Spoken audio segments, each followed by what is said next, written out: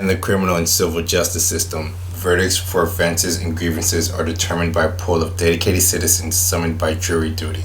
I was called upon, and this is my story.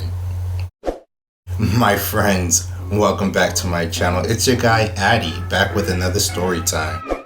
I know I've been gone for a minute, but your guy is back with another one, and today's story is my jury duty experience, and I kid you not, that this experience has amplified why I have no faith in the justice system.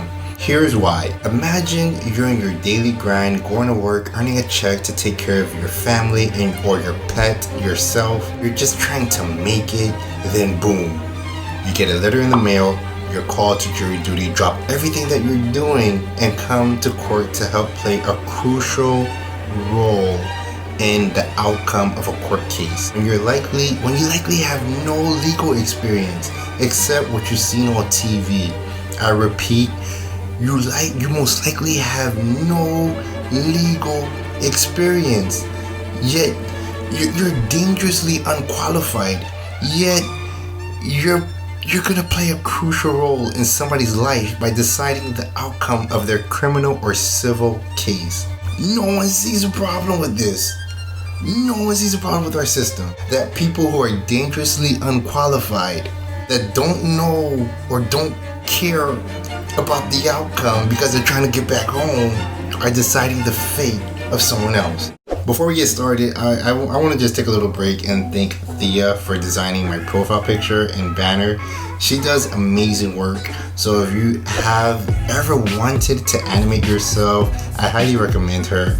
I'll leave her a link down below if you're interested. Now back to our story.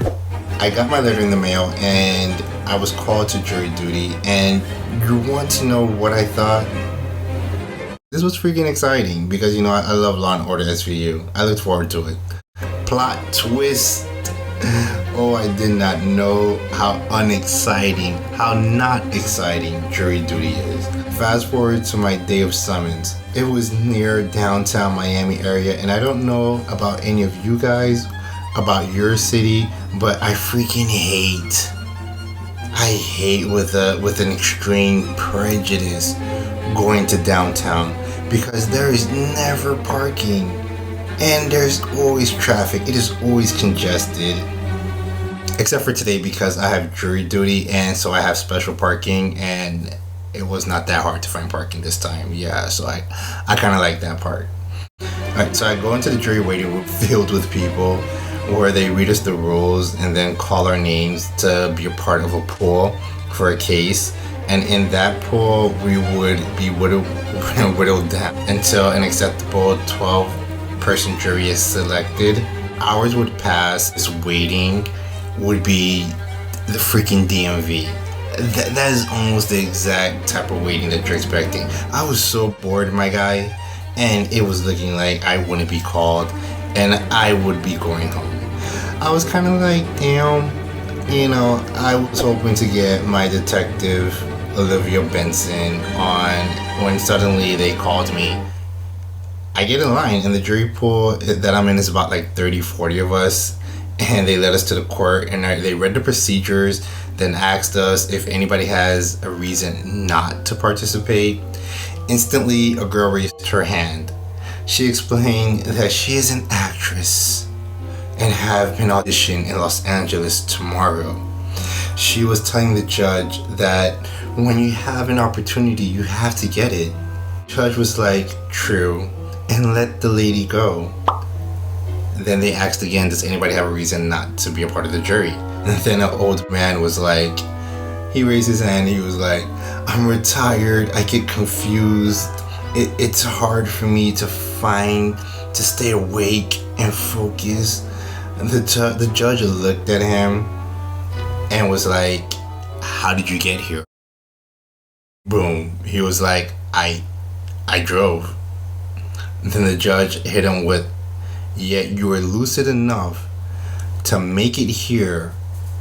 I think you will be okay. The judge gives us a break, and then I speak to somebody next to me, and I'm like, wow, that actress was actually pretty lucky. The judge dismissed her. Then the guy was like, oh, she isn't an actress. she told me that she was gonna use that line to get out of jury duty. Oh, the deception, the betrayal, the lies, the audacity to get out of jury duty. Insane. After the break, the judge stated that we would continue tomorrow, and everyone collectively sighed and groaned. Like, are you serious? Mind you, the defendant and his lawyer were in the courtroom along with the prosecutors. People were saying they got kids to stay, they got work. And real talk, I actually had work myself. I was off that day, so I never even told my job I had jury duty. And then the judge told us, this is a process. It can take days, weeks, if not months. I don't want to be here anymore. I'm just ready to go home now. I kind of see why people don't want to do this anymore. I don't know why I even showed up. I think because of the subpoena, The next day, they tell us this is a domestic violence case, and the prosecutor and the defense attorney will ask us questions, and I will never forget my question though. Here's what my question was. They asked me, do you think a man can defend himself against a woman according to the law of self-defense? I looked at the defendant, a guy that seemed taller than me and wider than me. I looked at the victim, who happened to be in court, and I said, and I quote, I guess if the law says that. The defense attorney says, you guess. And I said, I guess. Because truth is, I don't know. You're talking to a man that has no fear towards women. A man that was kidnapped. A story that we discussed earlier, like my very first story. A man who was kidnapped because he has such a lack of fear towards women. The defense wants me to believe a reasonable man would be terrified of a woman half their size that has no weapon. Man, if you put me on that jury, I swear to God, that man is guilty. Extreme bias. There's no way I could find him not guilty. Other people give this interesting answers, and then we took another break. We take a lot of breaks in jury duty, I don't know why. The fact that this man has the audacity to fight a case where he beat up a girl for telling him to leave is absurd. The audacity, the boldness, the absurdity. You're guilty, my guy. You're guilty. We get back in, and the judge tells us we don't have a jury. And again, the whole room collectively groan and sigh. Someone asks, are you saying we have to come back tomorrow? Then the judge told us, that is all. You are all dismissed. The end. Everyone celebrated, and I thought, this jury pool was so trash. Neither the defense nor the prosecutor wanted any of us. They rather start with a whole new jury pool, do it all over again, than to pick anyone within this. The jury system is flawed. Nobody sees a problem with this. You basically have people who don't want to be here, nor care enough to decide the fate of someone's best interest of justice. I need to write a letter. Dear America, the jury system is trash. Let's get a group of judges or something, people who actually went to law school to decide people's verdicts.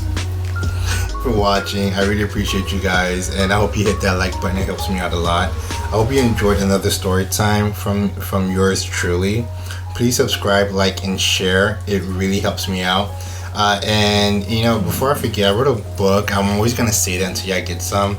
So please check it out and comment down below. Let me know if you ever was a part of a jury.